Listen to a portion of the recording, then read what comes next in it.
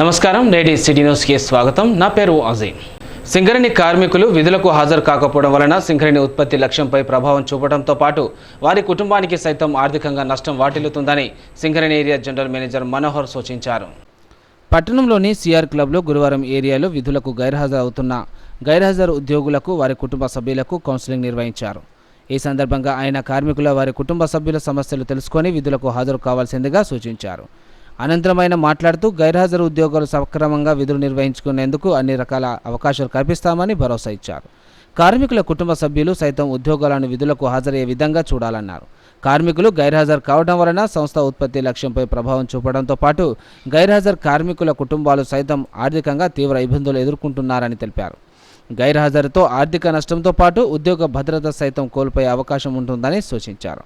సక్రమంగా విధులు నిర్వహిస్తే మంచి వేతనాలు పొందవచ్చని సూచించారు. మంచి ఆరోగ్య అలవర్చుకోవటం, విధులకు సక్రమంగా హాజరయ్యే వారితో స్నేహం చేస్తే ఎలాంటి ఇబ్బందులు కలగవని అన్నారు. సాధ్యమైనంతవరకు పరిష్కరించేటువంటి ఉద్దేశంతో వాళ్ళకి కౌన్సిలింగ్ నిర్వహిస్తున్నాము. కార్మికులందరికీ మేము కోరేది ఒకటే, ఒక మంచి ఆరోగ్యాన్ని మరియు మంచి ఆహారపు అలవాట్లని, అదేవిధంగా ఒక చక్కటి దైనందిన కార్యక్రమాలని వాళ్ళు పాటిస్తూ మనం రోజు ఉద్యోగంకి వెళ్ళాలని చెప్పేసి, విధులకు హాజరు కావాలని చెప్పేసి మేము కోరుతా ఉన్నాం. సంస్థ ద్వారా ఎన్నో బెనిఫిట్స్ పొందుతున్నటువంటి పరిస్థితి ఉంది. ఇవాళ రేపు నిరుద్యోగ యువత చాలామంది ఉన్నారు. మరి మంచి ఇంత చక్కటి ఉద్యోగాన్ని కల్పిస్తున్నటువంటి మన సింగరేణి సంస్థలో పనిచేసేటువంటి అవకాశం దొరకడమే మహా గొప్ప. మరి గైర్హాజరు చేసినట్టయితే మరి సంస్థ కూడా చర్యలు తీసుకునేటువంటి అవకాశం ఉంది.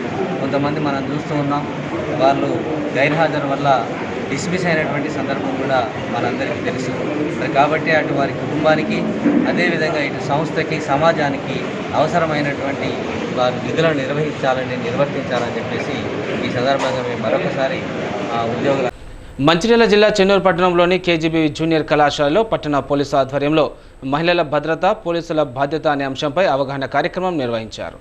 మహిళలపై నేరాలు, సైబర్ నేరాల విషయంలో తీసుకోవాల్సిన జాగ్రత్తలు, మహిళా చట్టాలు, she teams, science of security, cyber క్రైమ్లపై అవగాహన కల్పించారు. ఈ సందర్భంగా టౌన్ ఎస్ఐ శ్వేత మాట్లాడుతూ రామగుండం పోలీస్ కమిషనర్ పరిధిలో మహిళా రక్షణ, భద్రత, సెన్స్ ఆఫ్ సెక్యూరిటీ గురించి పోలీస్ వారు షీ టీమ్స్ పనిచేస్తున్నాయని తెలిపారు. ర్యాగింగ్, ఈవ్ టీజింగ్, ఫోక్సో, బాల్య వివాహాలు, వరకట్నం చట్టాలపై అవగాహన కల్పించారు. మహిళలను ఇబ్బందులకు గురి చేసే వారిపై చట్టపరంగా కఠినంగా వ్యవహరిస్తామని చెప్పారు. ఏదైనా సమస్య ఉంటే డయల్ 100కు కాల్ చేయాలని స్థానిక పోలీసు అధికారులకు తెలియజేయాలని సూచించారు. ర్యాగింగ్, ఈవ్ టీజింగ్, లైంగికంగా వేధించడం, వెంటబడటం ఇటువంటి చేసే వ్యక్తులపై కఠిన చర్యలు తీసుకుంటామని అన్నారు.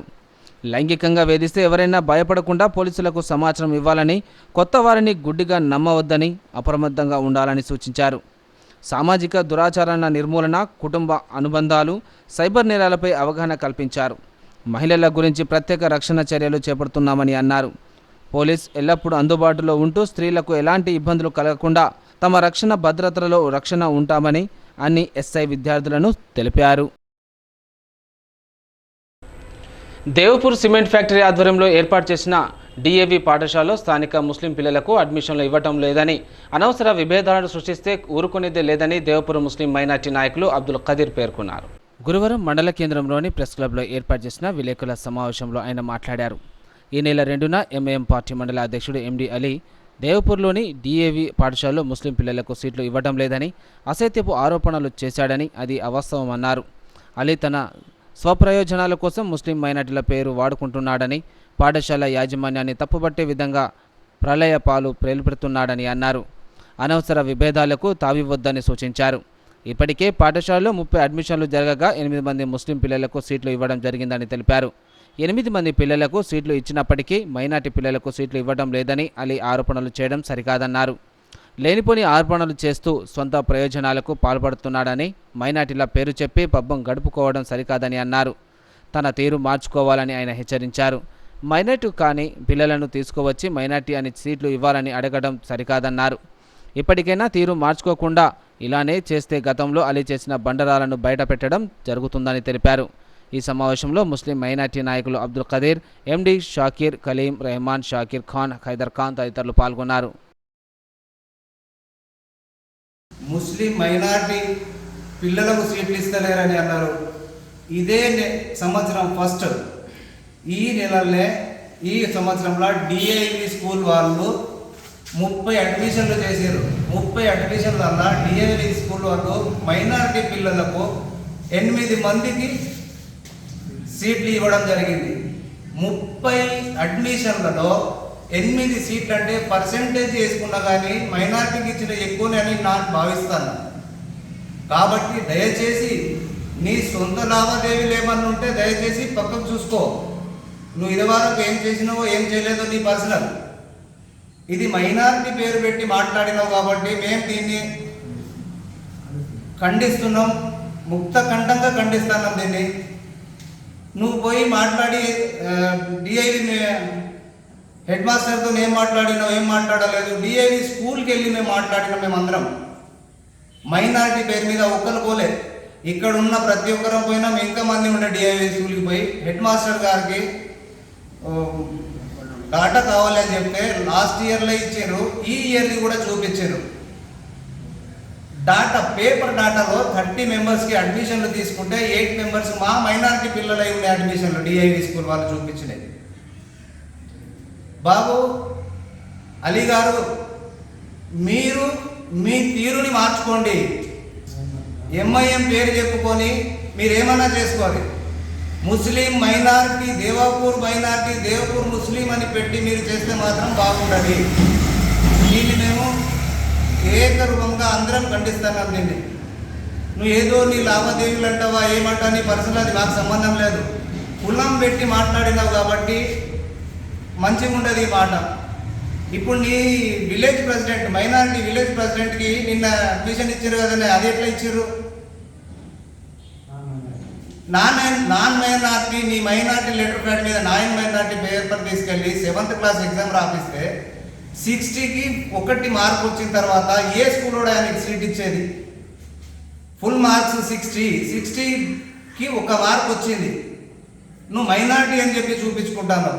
ఆయన మైనార్టీ అని నాన్ మైనార్టీ పేరు పెట్టుకొని నా చుట్టం అని చెప్పి ఇంకొకరిని తీసుకోపోయాను. ఆయన అడిగట్లేదా కులం కాదా? పేరు చెప్తేనే చెప్తాడు కదా మైనార్టీయా కాదా అని. కాదు సార్ నా ఫ్రెండ్ అంటావు. సరే మరి వాని పేరెంట్స్ని ఏమన్నా తీసుకెళ్ళినావా? అది కూడా లేదు. దయచేసి నువ్వు నీ తీరుని మార్చుకోవాలి.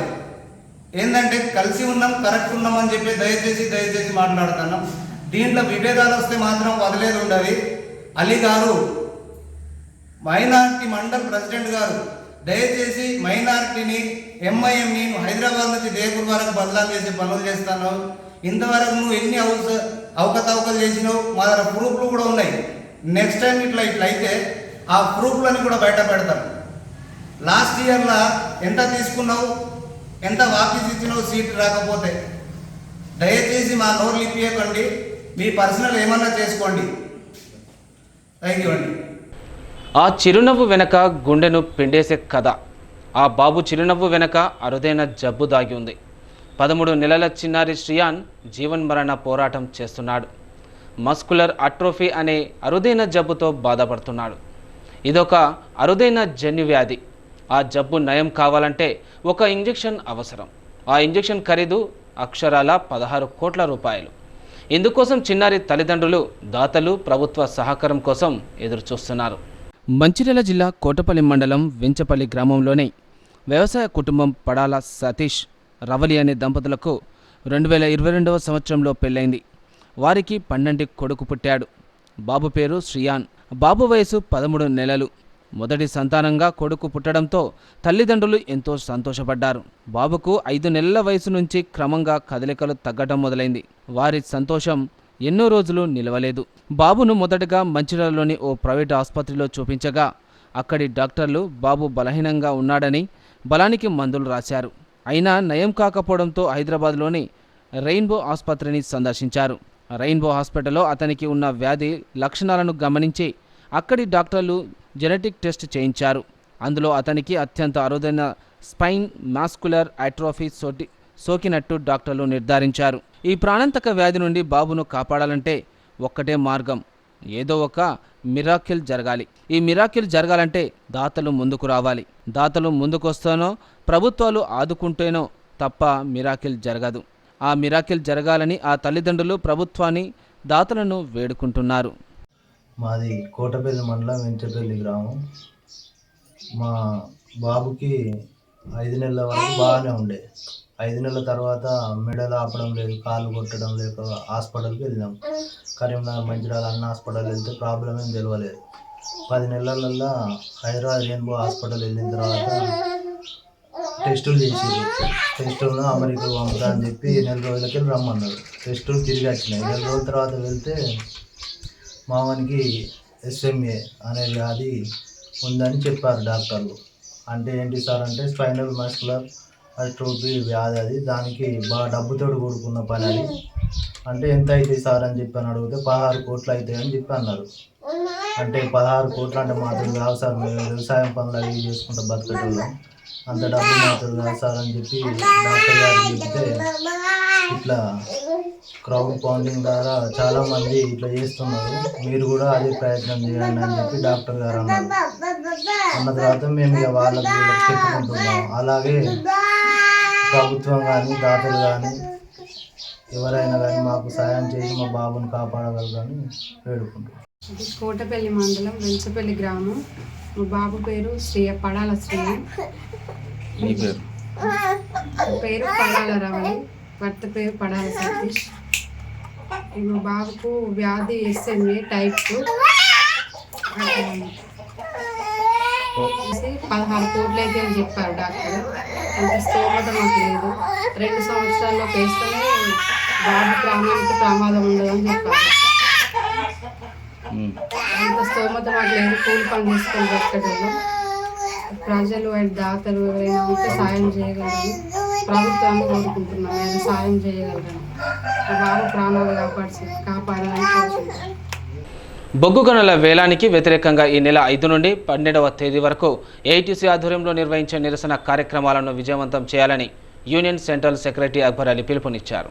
బొగ్గు గనుల వేలానికి వ్యతిరేకంగా ఈ నెల 5 నుండి 12వ తేదీ వరకు AITC ఆధ్వర్యంలో నిర్వహించే నిరసన కార్యక్రమాలను విజయవంతం చేయాలని union central secretary Akbar Ali పిలుపునిచ్చారు. మందమరీరే రామకృష్ణపూర్ ఉపరితల గని ఎదుట నిరసన కార్యక్రమాలకు సంబంధించిన గోడపత్రాలను నాయకులతో కలిసి విడుదల చేశారు. ఈ సందర్భంగా ఆయన మాట్లాడుతూ సింగరేణిలో గనులను సింగరేణికి మాత్రమే కేటాయించాలని వారు డిమాండ్ చేశారు. 5వ తేదీన కలెక్టర్ కార్యాలయం ఎదుట ధర్నా, 6వ తేదీ నుండి 12వ తేదీ వరకు సింగరేణి వ్యాప్తంగా జనరల్ మేనేజర్ కార్యాలయాలు, హెడ్ ఆఫీస్ వద్ద నిరసన దీక్షలు చేపడతామని, ఈ కార్యక్రమాన్ని జయప్రదం చేయాలని కార్మికులను కోరారు. వాళ్ళ బంధువులకు అలాట్ చేసుకుంటూ మరి ఏదైతే టీఆర్ఎస్ ప్రభుత్వం చేసిందో మోసం, పోయేగూడము సత్తుపల్లి బ్లాకులు పోయేటట్టుగా మరి ఈరోజు ఈ కాంగ్రెస్ ప్రభుత్వం కూడా మేము వ్యతిరేకిస్తున్నాం అని చెప్తున్నారు. కానీ వేలంపాటల వద్దకు వెళ్ళడం ద్వారా మరి దానికి మద్దతు ఇచ్చినట్టయింది. కాబట్టి కాంగ్రెస్ తన నిర్ణయాన్ని ప్రకటించాలి. ఏదైతే టీఆర్ఎస్ మద్దతు ఇవ్వడం వల్ల వచ్చే MMDR నల్ల చట్టాన్ని వెంటనే రద్దు చేయడం ద్వారా మరి బొగ్గు బ్లాక్ను కాపాడుకోవాలి. మనందరూ తెలుసు, దేశవ్యాప్తంగా ఉన్న బొగ్గు బ్లాక్లలో కొన్ని రాష్ట్రాలు ఛత్తీస్గఢ్, జార్ఖండ్, ఒరిస్సా, మరి ఎక్కడో ఉన్న గుజరాత్ రాష్ట్రం కూడా బొగ్గు బ్లాకులు తీసుకున్నది మాకు ఇవ్వాలని చెప్పేసి మరి వాళ్ళకి నామినల్ రేట్ మీద ఇవ్వడం జరిగింది. మరి ఈ గోదావరిలో ప్రాంతం అంతా ఈ సింగరేణికే చెందుద్దని ఆనాడు బ్రిటిష్ వాడు కానీ నైజాం వాడు కానీ మనకిస్తే ఈరోజు వచ్చిన మన పాలకులు దీన్ని ప్రైవేటు వాళ్ళకు అమ్ముతూ ఈరోజు సింగరేణికి భవిష్యత్తు లేకుండా చేయడం జరుగుతుంది. కాబట్టి మరి వీటిని కాపాడుకుంటేనే రానున్న తరాలకు భవిష్యత్తు ఉంటుంది. మన తల్లిదండ్రులు చేశారు, మనం చేశాం, మన పిల్లలకు భవిష్యత్తు లేకపోతే సింగరేణికున్న ఏకైక వనరు ఎప్పుడో మొరార్జీ దేశాయి ఉన్నప్పుడు ఒక NTPC పెట్టడం జరిగింది. అంతకుముందు నిజాం ఉన్నప్పుడు B పవర్ హౌస్ పెట్టిండు. కానీ సింగరేణి తప్ప ఈ ప్రాంతానికి ఎలాంటి ఆధారం లేదు. మరి ఈ కార్మికులపై ఆధారపడ్డ లక్షలాది కుటుంబాలు బ్రతుకుతున్న ఈ తెలంగాణ పరిశ్రమలను ప్రైవేటు వాళ్ళకి ఇస్తే రేపు బ్లాక్లన్నీ పోతే మరి ఇప్పుడు చేసే 25-30 సంవత్సరాల కార్మికుల భవిష్యత్తు ఏంటిది?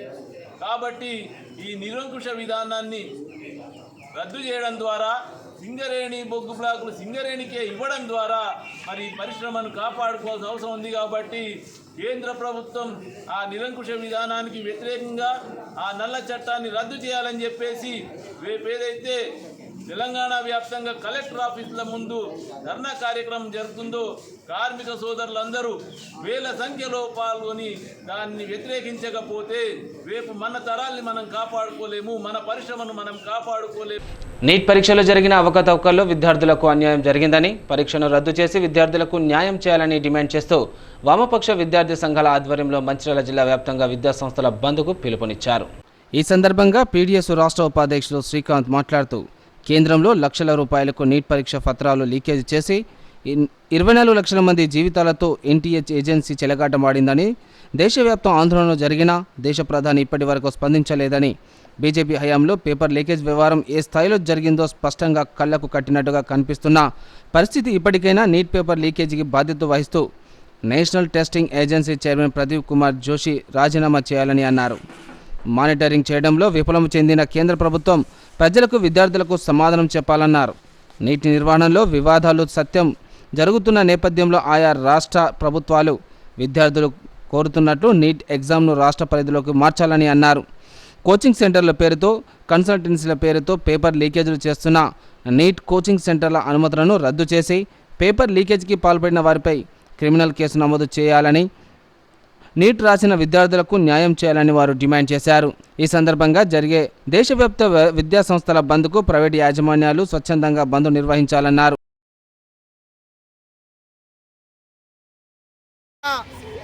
ఐక్య విద్యార్థి సంఘాల ఆధ్వర్యంలో, పీడీఎస్ విద్యార్థి సంఘం ఆధ్వర్యంలోని ఈరోజు దేశవ్యాప్తంగా బంద్ పిలుపునివ్వడం జరిగింది. ఈ బంద్ సందర్భంగా నేడు మంచిర్యాల జిల్లా కేంద్రంలోని అన్ని ప్రభుత్వ పాఠశాలల్లోని విద్యార్థి సంఘాలుగా వెళ్ళి విద్యార్థులతో మాట్లాడి బైకాట్ నిర్వహించడం జరిగింది. అందులో భాగంగానే కేంద్ర ప్రభుత్వం ఏదైతే నీటి విద్యార్థులకు నీటి పరీక్షలు ఉన్నటువంటి అవకతవకలు జరిగాయని చెప్పి దాంట్లో నిర్లక్ష్యంగా వివరిస్తున్నటువంటి బీజేపీ ప్రభుత్వం తక్షణమే నీటి విద్యార్థులకు మళ్ళీ ఎగ్జామ్స్ నిర్వహించి వాళ్ళకి న్యాయం చేయాలని చెప్పేసి, అదేవిధంగా కేంద్ర ప్రభుత్వ విద్యాశాఖ మంత్రి రాజీనామా చేయాలని చెప్పేసి ఈ డిమాండ్లతోటి నేడు రాష్ట్ర వ్యాప్తంగా దేశవ్యాప్తంగా బంద్ పిలుపునివ్వడం జరిగింది. ఈ బంద్ పిలుపులో భాగంగా మంచిర్యాల జిల్లా కేంద్రంలోని బంద్ ప్రశాంతంగా నిర్వహించడం జరిగింది. దాంట్లో భాగంగానే కేంద్ర ప్రభుత్వం దీనిపైన స్పందించి నీటి విద్యార్థులకు న్యాయం చేయాలని చెప్పేసి లేనేడలా మరొకసారి దేశవ్యాప్తంగా ఐక్య విద్యార్థి సంఘాల ఆధ్వర్యంలో, పీడీఎస్ విద్యార్థి సంఘం ఆధ్వర్యంలో మరొకసారి దేశవ్యాప్తంగా దశల వారీగా ఉద్యమాలు నిర్వహిస్తామని చెప్పేసి ఈ సందర్భంగా కేంద్ర ప్రభుత్వాన్ని హెచ్చరిస్తున్నాం. దాంట్లో భాగంగానే తెలంగాణ రాష్ట్ర ప్రభుత్వం, కాంగ్రెస్ ప్రభుత్వం నిరుద్యోగులకు సమస్యలు పరిష్కరించాలని చెప్పేసి కూడా ఈ సందర్భంగా డిమాండ్ చేస్తున్నాం. అదేవిధంగా డిఎస్సి ప్రకటించాలని కూడా డిమాండ్ చేస్తున్నాం. గ్రూప్ 1 ఎగ్జామ్స్ను 1/100 నిష్పత్తిని కేటాయించాలని చెప్పేసి కూడా ఈ సందర్భంగా కేంద్ర రాష్ట్ర ప్రభుత్వాలను డిమాండ్ చేస్తాం. మంచిర్యాల జిల్లాకు నస్పూర్కు చెందిన రవికుమార్ అనే 32 ఏళ్ల వ్యక్తి అరుదైన అనారోగ్యంతో సతమతమవుతున్న తరుణంలో యశోద ఆసుపత్రిని సంప్రదించగా వైద్యులు సవాలుగా స్వీకరించి వైద్య సేవలు అందించారు. మంచిర్యాల జిల్లాకు నస్పూర్కు చెందిన రవికుమార్ అనే 32 ఏళ్ల వ్యక్తి అరుదైన అనారోగ్యంతో సతమతమవుతున్న తరుణంలో యశోద ఆసుపత్రి సికింద్రాబాద్ బ్రాంచ్ను సంప్రదించగా వైద్యులు సవాలుగా స్వీకరించి వైద్య సేవలు అందించి కాపాడారు. ఈ మేరకు గురువారం వైద్యం పేషెంట్ వివరాలను యశోద ఆసుపత్రి వైద్యుడు కరుణ కుమార్ మీడియా సమావేశంలో వెల్లడించారు. ఏప్రిల్ మొదటి వారంలో తీవ్రమైన పచ్చకామెర్ల అప్లాస్టిక్ అనీమియాతో బాధపడుతున్న కారణంగా సికింద్రాబాద్లోని యశోద హాస్పిటల్లో consultant haematologist, haemato oncologist, bone marrow transplant physician doctor Karuna కుమార్ను సంప్రదించారు. ఫిబ్రవరి 27 నుండి కామెర్లు కలిగి ఉన్నాడు. దానికోసం అతను ఆయుర్వేద ఔషధం తీసుకున్నాడని తెలిపారు. కొన్ని పరీక్షల తర్వాత అతను లివర్ ప్రోగ్రెసివ్ సైటోపీనియా, తక్కువ స్థాయి ఎర్ర రక్త కణాలు, తెల్ల రక్త కణాలు, తీవ్రమైన థ్రోంబోసైటోపేనియా కలిగి ఉన్నట్లు పరీక్షలో తేలినమైందని అన్నారు. రవికుమార్ పరిస్థితి తీవ్రతను దృష్టిలో ఉంచుకొని మొదటి సెట్ ముందుకు సుధీర్ పరిస్థితిలో మెరుగుదల చూపించడంలో విఫలమయ్యాడు. యశోద హాస్పిటల్లోని వైద్య బృందం అతని ప్రాణాలను కాపాడటానికి చివరి ప్రయత్నంగా స్టెమ్ సెల్ మార్పిడిని కొనసాగించాలని నిర్ణయించుకుంది. అయితే ఏప్రిల్ చివరి వారంలో మార్పిడి జరిగింది.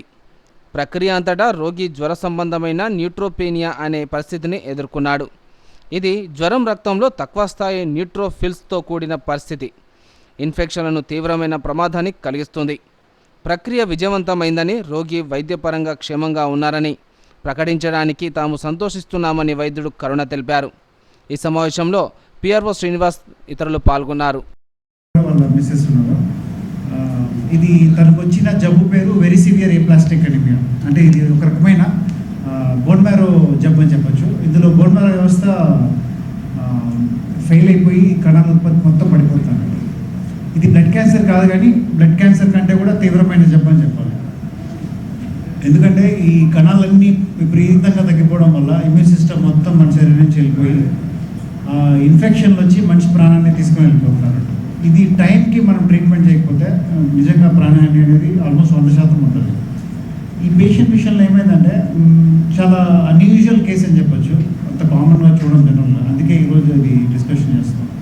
సో ఈ పేషెంట్ ఫస్ట్ జాండీస్తో రావడము, జాండీస్లో బోన్ మ్యారో పాడైపోవడము, తర్వాత కణాలు విపరీతంగా 200-300 పడిపోవడం. అంటే తెల్ల కణాలు మనందరికీ 5000 జనరల్గా ఉంటాయి, మళ్ళీ పేషెంట్ దగ్గర 200-300కి వచ్చేసినాయండి. 200-300తో జనరల్గా కష్టపడి సర్వే అవ్వాలి, యాంటీబయాటిక్స్ ఇచ్చి అన్నీ చేయాలి అంటే మనకి ఒక 2 వారాలు కాపాడచ్చు, లేదంటే 3 వారాల వరకు కాపాడచ్చు, కానీ అంతకంటే ఎక్కువ కాపాడడం అనేది కష్టమైపోతుంది. ఇప్పుడు ఈ పేషెంట్ విషయంలో ఏంటంటే అంత తక్కువ కణాలు ఉన్నప్పుడు ఇన్ఫెక్షన్ రావడము, ఆ ఇన్ఫెక్షన్ వల్ల ఇబ్బంది అవ్వడము, దాన్ని సపోర్ట్ చేయడము, 1 month వరకు ట్రీట్మెంట్ చేసుకుంటూ స్టేబుల్ చేసిన తర్వాత స్టెమ్ సెల్ ట్రాన్స్ప్లాంట్లోకి వెళ్ళడము. అంటే చాలామంది ఆ ట్రీట్మెంట్ టైంలోనే ప్రాణాన్ని వచ్చేస్తుంది, కానీ పేషెంట్ సర్వైవ్ అయ్యి ట్రాన్స్ప్లాంట్కి వెళ్ళి స్టెమ్ సెల్ ట్రాన్స్ప్లాంట్ మళ్ళీ ఆ ప్రాసెస్ని ఎదుర్కొని దాన్ని సక్సెస్ఫుల్గా బయటకు వచ్చి ఇప్పుడు మళ్ళీ ఆల్మోస్ట్ 1 year సంవత్సరం అయిపోయిందండి. సో ఇంత జర్నీ చేయడం అనేది చాలా చాలా అరుదుగా చూస్తాం అది పేషెంట్ విషయంలో. మొదటిగా అయితే నాకు ఏమైందంటే ఈరోజు అంటే రావడం కారణం నాకు స్టెమ్ సెల్స్ ట్రాన్స్ప్లాంటేషన్ జరగడం జరిగింది. దాని ఉద్దేశంగా సార్ ఇక్కడ బ్లడ్కి సంబంధించిన డిసీజ్ గురించి అవగాహన కోసం చాలామంది పేషెంట్లకు అవగాహన లేక కొంచెం అవగాహన ఇద్దాం కాన్సెప్ట్లో రావడం జరిగింది. మొదటగా ఏం జరిగిందంటే నాకు జాండీస్ రావడం జరిగింది. ఆ జాండీస్ నాకు ఫస్ట్ మామూలుగా ఉండే, ఆటోమేటిక్గా అది ఏమైందంటే 16-70% అలా వచ్చింది. అయిన తర్వాత కరీంనగర్కి వెళ్ళి నేను మామూలుగా జాండీస్ కోసం వెళ్ళిన తర్వాత అక్కడ వాళ్ళు హాస్పిటల్ డిపార్ట్మెంట్ వాళ్ళు చూసిన తర్వాత సార్ జాండీస్ ఎక్కువ తర్వాత చేశారు. జాండీస్ ట్రీట్మెంట్ స్టార్ట్ చేసిన తర్వాత already CBP test platelets count కూడా చూసేసరికి క్రమంగా తగ్గడం జరిగింది. తగ్గడం జరిగిన తర్వాత సర్లేం చేసి తర్వాత మామూలుగా ఇంటికి వచ్చిన తర్వాత మళ్ళీ చూసేసరికి డైరెక్ట్ బీసీ 1000 అయింది. ప్లేట్లెట్స్ కౌంట్ 30,000-40,000 అట్లా ఉండే. ఇక్కడ లోకల్ డాక్టర్ ఉంది, నేను ఇమీడియట్లీ సిటీకి వెళ్ళండి, ఎందుకంటే డేంజర్ పొజిషన్ ఉందన్న తర్వాత అక్కడికి వెళ్ళాను. తర్వాత కొన్ని టెస్టులు ఆ ఉద్దేశాలు టెస్టులు చేస్తున్న క్రమంలో బోన్ మ్యారో టెస్ట్ చేయడం జరిగింది. మొత్తం 1000 నుంచి ఆల్రెడీ 400-500 ఆ స్టేజ్కి వచ్చింది. అప్పటికి నాకు సార్ ఒక పక్క ట్రీట్మెంట్ చేసుకుంటే నాకు ప్లేట్లెట్స్ ఎక్కిస్తున్నారు, బ్లడ్ కూడా తగ్గుతుంది, బ్లడ్ ఎక్కిస్తున్నారు. ఈ గ్యాప్లో బోన్ మ్యారో టెస్ట్ చేసింది. అందులో aplastic anaemia, heavy serious aplastic anaemia వచ్చింది. స్టెమ్ సెల్ ట్రాన్స్ప్లాంటేషన్కి ముందుకు వెళ్ళడం జరిగింది. అందులో మా బ్రదర్స్ నాకు ఇద్దరిని బిఎండి వాళ్ళు పెట్టి నాకు అప్పటికి full fever, infections, full problems. ఆ కండిషన్లో సార్ అప్పటికి నాకు ఇన్ఫెక్షన్స్, ఫీవర్ అన్ని కంట్రోల్ చేసి అవన్నీ చేసి మా బ్రదర్స్ నుంచి స్టెమ్ సెల్స్ కలెక్ట్ చేసి నాకు ఏ మోతాదులో అవసరం ఉంటుందో ఆ మోతాదులో నాకు స్టెమ్ సెల్స్ ఇవ్వడం జరిగింది. అందులో భాగంగా నన్ను అప్పటికి బిఎండి వాళ్ళు స్పెషల్ ఇంటర్వేషన్ పెట్టి, స్పెషల్ అంటే ఇన్ఫెక్షన్ రాకుండా స్పెషల్ ముందు పెట్టి అలా సార్ మెల్లిమెల్లిగా నాకు ట్రీట్మెంట్ స్టార్ట్ చేయడం జరిగింది. ఆ విధంగా ఒక 20 days తర్వాత క్రమక్రమంగా మెల్లిమెల్లిగా పెరగడం జరిగింది. అందులో భాగంగా చాలా ఇన్ఫెక్షన్స్ జరిగింది. ఈ మెల్లిమెల్లిగా 20 days తర్వాత ఇంక్రీజ్ కావడం తర్వాత ఇన్ఫెక్షన్స్, ఫుల్ ఇన్ఫెక్షన్స్, జీవీఎస్టీ, ఇంకా మోషన్స్, అది ఇలా చాలా జరిగిన తర్వాత మెల్లిమెల్లి ఇప్పటికీ నా ప్రజెంట్ నాకు ట్రాన్స్ప్లాంటేషన్ కంప్లీట్ అయ్యి 14 months కంప్లీట్ అయ్యి 15 months దగ్గరికి వచ్చింది. మామూలు ఈ డిసీజ్కు 1 year దాటిందంటే సక్సెస్ రేట్ చాలా ఉంది అన్నట్టు. నేను ఈ రోజు ఇలా ఉండడానికి కారణం 100% doctor Karunakumar sir and Mancherial జిల్లా భీమవరం మండలంలోని గొల్లవాగు ప్రాజెక్టు చేపల చెరువు కాంట్రాక్టు కాల పరిమితి పెంచాలని డిమాండ్ చేస్తూ మండల కేంద్రంలోని వాటర్ ట్యాంక్ ఎక్కి కాంట్రాక్టర్ నిరసన తెలిపాడు. చెరువు సొసైటీ మరో 3 నెలలు గడువు పెంచి న్యాయం చేయాలని వారు డిమాండ్ చేశారు. 3 సంవత్సరాల చేపల చెరువు లీకేజ్ కాలం గడిచే నాటికి పెట్టిన పెట్టుబడికి లాభం రాకపోగా 10 లక్షల మేర నష్టం వాటిల్లిందని ఆవేదన వ్యక్తం చేశారు. మరో 6 నెలల గడువు పెంచాలని డిమాండ్ చేస్తూ వాటర్ ట్యాంక్ ఎక్కి నిరసన తెలిపారు. చెరువు సొసైటీ డైరెక్టర్లు వారిని సంప్రదించి గడువు పెంచుతామని హామీ ఇవ్వడంతో వాటర్ ట్యాంక్ పై నుంచి దిగిపోయారు. 3 సంవత్సరాలు లీజుకు తీసుకున్నాం. సొసైటీ వాళ్ళకు 49 లక్షలు కట్టినాం. 49 లక్షలు కట్టినాం. 10 లక్షల సీడ్ పోసినాం. రొయ్య, చేప 10 లక్షల సీడ్ పోసినాం. మాకు 10 లక్షల నష్టం వచ్చింది. అయ్యలాల చూడుండ్రి, ఇంతకుముందు వేరే వాళ్ళకు శ్రీరాంపూర్ ఆమె 6 నెలలు ఇచ్చిండ్రు, పిట్టెలరావు ఉండగా 6 నెలలు ఇచ్చిండ్రు. అయ్యలాల మాకు 3-4 నెలలు ఇయ్యాలని మీటింగ్ ఏర్పాటు చేసి రెండు సార్లు మీటింగ్ పెట్టినా కూడా 2 సార్లు మేము ఇయ్యాము, నువ్వు దెంగేది మేడ చెప్పుకోబోయి ఇంతకుముందు ఒకసారి ట్యాంక్ ఎక్కినావు అది ఇది అని చెప్పానంచి ఉల్టా నన్ను మమ్మల్ని కోప్పడి బయటకు పంపిస్తాను. 2 సార్లు మీటింగ్ పెట్టినా కూడా 2 సార్లు అట్నే చేశారు. ఈసారైనా న్యాయం చేయాలి మాకు అని సొసైటీ పెద్ద మనుషులు భీమారం ఎస్ఐ గారు మాకు తగిన న్యాయం చేయాలని చేస్తానన్నాడు, మాట ఇచ్చిండు కాబట్టి మేము దిగొచ్చినాం. మేము ఈ లాసుకు మాకు ఈ మనిషి ముగ్గురం ఉన్నాం, వల్ల ముగ్గురికి 10 లక్షలు అంటే మనిషి 3 లక్షలు పడుతున్నాయి. ఇల్లు అమ్మినా కట్టాం తేరే అని చెప్పి మేము ఈ ట్యాంక్ ఎక్కాల్సి వచ్చింది. ఎసపు న్యాయం చేస్తానని దిగు అన్నాడు సారు. మేము ఆ సార్ మాట వెనుకెళ్ళి దిగినాం, మాకు న్యాయం చేయాలని కోరుకుంటున్నాం. తెలంగాణ మంత్రివర్గ విస్తరణలో మంచిర్యాల శాసనసభ సభ్యుడు కొక్కిరాల ప్రేమ్సాగర్కు మంత్రి పదవి లభించాలని కోరుతూ సాయిబాబా ఆలయంలో కాంగ్రెస్ పార్టీ శ్రేణులు అభిమానులు పూజలు చేయించారు. తెలంగాణ మంత్రివర్గ విస్తరణలో మంచిర్యాల శాసనసభ్యుడు కొక్కిరాల ప్రేమ్సాగర్కు మంత్రి పదవి లభించాలని కోరుతూ సాయిబాబా ఆలయంలో కాంగ్రెస్ పార్టీ శ్రేణులు అభిమానులు ప్రత్యేక పూజలు చేశారు. ముఖ్యమంత్రి రేవంత్ రెడ్డి మంత్రివర్గ చేపట్టిన నేపథ్యంలో సీనియర్ నాయకుడు అయిన ప్రేమ్సాగర్కు మంత్రివర్గంలో స్థానంలో లభించాలని ఆకాంక్షిస్తూ పోలసాని సత్యనారాయణరావు, నడిపెల్లి శ్రీనివాసరావు పూజలు జరిపించారు. ప్రేమ్సాగర్కు మంత్రి పదవి కట్టబెడితే కాంగ్రెస్ పార్టీ ఉమ్మడి జిల్లాలో బలోపేతం అవుతుందని అధిష్టానం యోచన చేయాలని కోరారు.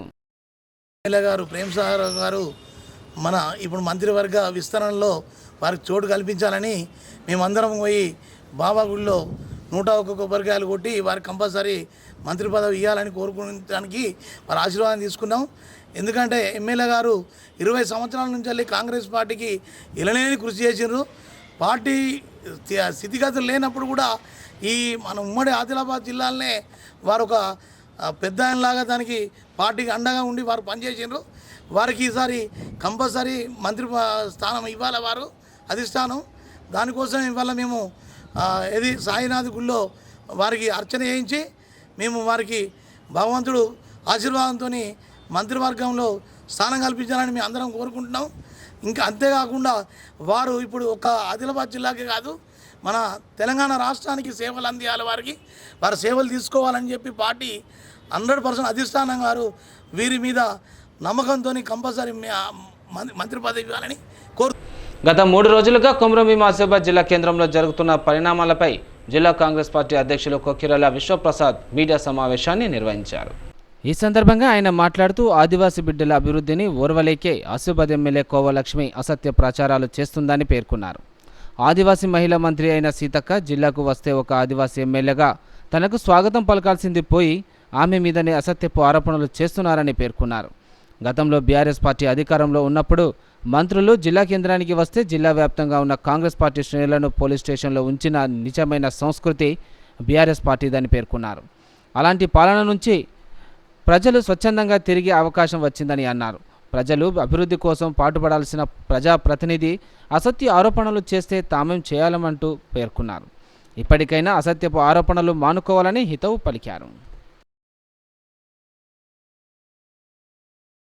మళ్ళీ ఫోన్లో కూడా అడిగినాం, అక్క మీరు ఆ రోజు ఫోన్ లేపలేదు, ఇట్లా సీతక్క ఢిల్లీకి రాగానే మన ఇక్కడికి వస్తూ ఉంటుంది. కారణం కూడా ఏంటంటే జడ్పీటీసీ లేదు, ఎంపీపీ లేదు, ఎంపీటీసీ లేదు, జిల్లా పరిషత్ సభ్యులది, జిల్లా పరిషత్ చైర్మన్ గారిది సమయం ముగుస్తుంది కాబట్టి కనీసం ఇక్కడ జరిగినటువంటి అభివృద్ధి కార్యక్రమాలను ప్రారంభించుకుంటే కనీసం వాళ్ళ గుర్తుగా ఉండిపోతాయని చెప్పి ఒక పెద్ద మనసు చేసుకొని సీతక్క వస్తా అని చెప్పని అని అంటే ఇక్కడ ప్రోటోకాల్ ఉల్లంఘన జరిగింది అంటారు. ఇది ప్రోటోకాల్ ఉల్లంఘన చేయాలని మాకుంటే ఖచ్చితంగా ఈ రోజుతో నువ్వు అయిపోయింది కదా జడ్పీటీసీ టైం, జిల్లా పరిషత్ చైర్మన్గా టైం అయిపోయింది కదా ఈ రోజుకి. నిన్నటికి ఎంపీటీసీల ఎంపీపీల పదవులు ముగిసిపోయినాయి కదా. మేము రేపు పెట్టుకుందాం కదా, పెట్టుకుంటే వీళ్ళందరూ ప్రమేయం ఉండదు కదా. కానీ మా సీతక్క ఆదివాసీ మహిళ అయినా కూడా జిల్లాలో అభివృద్ధి కార్యక్రమాలలో అందరి భాగస్వామ్యం ఉండాలి, రాజకీయాలు అతీతంగా అభివృద్ధి జరగాలి, వెనుకబడిన జిల్లాలు మన అన్నీ కూడా ముందు పదంలో పోవాలని చెప్పని భావించి పెద్ద మనసు చేసుకొని మీకు అందరికి సమాచారం ఇచ్చి అధికారుల ద్వారా సమాచారం ఇచ్చి పంపిస్తే ప్రోటోకాల్ ఉల్లంఘన జరిగింది చెప్పంటున్నారు. ఎక్కడ జరిగిందే కాకుండా కాంగ్రెస్ పార్టీ నాయకులు మా వాళ్ళు తిట్టారు, అవమానించారని చెప్పి మాట్లాడుతున్నారు. నేను స్వయంగా మీరే సాక్ష్యం, మీ ద్వారానే నేను న్యాయం అడుగుతున్న పత్రికా మిత్రుల ద్వారానే, అక్కడ ఉన్నటువంటి ఎలక్ట్రానిక్ మీడియా వాళ్ళను, అక్కడ ప్రింట్ మీడియా వాళ్ళందరూ కూడా సమక్షంలో రిబ్బన్లో అక్కడ సబ్ సెంటర్ ప్రారంభించిన కార్యక్రమంలో అక్కడ ఏం జరిగిందో మీరే సాక్ష్యం. అక్కడ ఎవరిని కూడా దూషించలేదు, ఒక చిన్న మాట కూడా లేదు. నేను వాళ్ళు అడ్డుకోవడానికి వస్తూ ఉంటే నేను వాళ్ళు సంధానించడం జరిగింది. అక్కడ ఉన్న వ్యక్తులల్లో కాంగ్రెస్, అక్కడ బీఆర్ఎస్ పార్టీ నాయకురాలు, అక్కడ స్థానిక ఎంపీపీ సౌందర్య గారు ఉన్నారు అక్కడ. అదే రకంగా వాళ్ళ బీఆర్ఎస్ పార్టీ నాయకురాలు మన్యం పద్మ గారు ఉన్నారు అక్కడ. అన్న ఇంకెవరన్నా మన పిఎస్సి చైర్మన్ సంజీవ్ కుమార్ ఉన్నారు అక్కడ. తర్వాత మిగతా నాయకులు అందరూ అక్కడ బీఆర్ఎస్ పార్టీ వాళ్ళు సీతక్కను అడ్డుకుందామని ఒక ప్రయత్నం చేస్తే నేను వాళ్ళను అట్లా కాదమ్మా, ప్రభుత్వ కార్యక్రమంలో మన అడ్డమడ కరెక్ట్ కాదు, ఆదివాసీ మహిళను అవమానించారు సార్ అంటే ఆదివాసీ మహిళ అని చెప్పి అంటారు. సీతక్క కూడా ఆదివాసీ మహిళనే, ఆమె బయటకు వెళ్ళి ఊడిపడ్డామే కాదు, ఆమె వచ్చినప్పుడు మీరు కూడా ఇట్లా ఉండ కరెక్ట్ కాదని చెప్పి సంబంధించిన తర్వాత వాళ్ళందరూ ఊరుకున్న తర్వాత అందరినీ గౌరవించి వాళ్ళందరితో మొట్టమొదటి కొబ్బరికాయలు కొట్టేది జరిగింది అక్కడ. అదే రకంగా అదే క్రమంలో ఒక ఇద్దరు మాత్రమే జై తెలంగాణ అని చెప్పంటూ మమ్మల్ని రెచ్చగొట్టే రకంగా మాట్లాడితే మా కాంగ్రెస్ పార్టీ కార్యకర్తలు జై కాంగ్రెస్ చెప్పంటే నేను వీళ్ళని ఆపినాను. అటు ఎందుకు మాట్లాడుతున్నావు అట్లా అనేటువంటి ఒక మాట మాట్లాడినాం తప్పితే అసభ్య పదాలు ఏవైతే శ్రీమతి కోవలక్ష్మి మన స్థానిక శాస్త్రజ్ఞులు అనుభవించిన భాష ఏదైతుందో ఆ భాష పట్ల నేను విచారం వ్యక్తం చేస్తూనే నేను ఛాలెంజ్ చేస్తున్నా. నాకు ఊహ తెలిసినప్పటి నుంచి, అంటే నాకు బుద్ధి తెలిసినప్పటి నుంచి నా జీవిత కాలంలో అలాంటి మాట మొన్న రెబ్బెళ్ళే కాదు ఎక్కడ నేను మాట్లాడినని చెప్పండి మీరు నిరూపిస్తే నేను నేల ముక్కు దగ్గర వస్తానని చెప్తున్నాను. రాజకీయాలకు శాశ్వతంగా విరమించుకుంటాను. నేను ఎన్నడూ కూడా అటువంటి కుటుంబ సభ్యులను ఉద్దేశించి కానీ ఇంకో రకమైనటువంటి పరుష పదార్థాలు కానీ నా నోటి నుంచి ఎన్నడూ రాలేదు, రాబోవు కూడా. అనవసరంగా బట్టగలిసి మీదేసి వాళ్ళ బదనాం చేస్తూ ఉన్నారు. ఇవాళ దాన్ని అంతం పెట్టుకొని ఇష్టమట్టుగా మాట్లాడుతున్నారు. అదే నేను ఇవాళ మాట్లాడడం కూడా నేను సిద్ధంగా లేను, కానీ కాకపోతే నిన్న మీరు ఛాలెంజ్ చేసిస్తారు కూడా చెప్తున్నాను. మీరు ఛాలెంజ్ చేయండి ఛాలెంజ్ చేస్తే కోవలక్ష్మి గారు నేను ఎక్కడన్నా నిరూపిస్తాను. ఇప్పుడే కాదు, దాదాపుగా ఒక మనిషికి ఊహ తెలవడానికి కొంత వయసు వస్తుంది. ఆ వయసులో నాకు తెలిసినటువంటి నేను దాదాపు 8వ తరగతి 9వ తరగతిలోకి వచ్చిన తర్వాత ఆ రోజుకెళ్ళి ఈ రోజు వరకు ఎక్కడ కూడా అలాంటి పరిస్థితి పదాలు ఎవరిని వాడలేని చెప్తున్నాను నేను. నేటి సిటీ న్యూస్ ఇంతటితో సమాప్తం. తిరిగి ప్రసారం సిటీ న్యూస్తో మళ్ళీ కలుసుకుందాం. అంతవరకు సెలవు, నమస్కారం.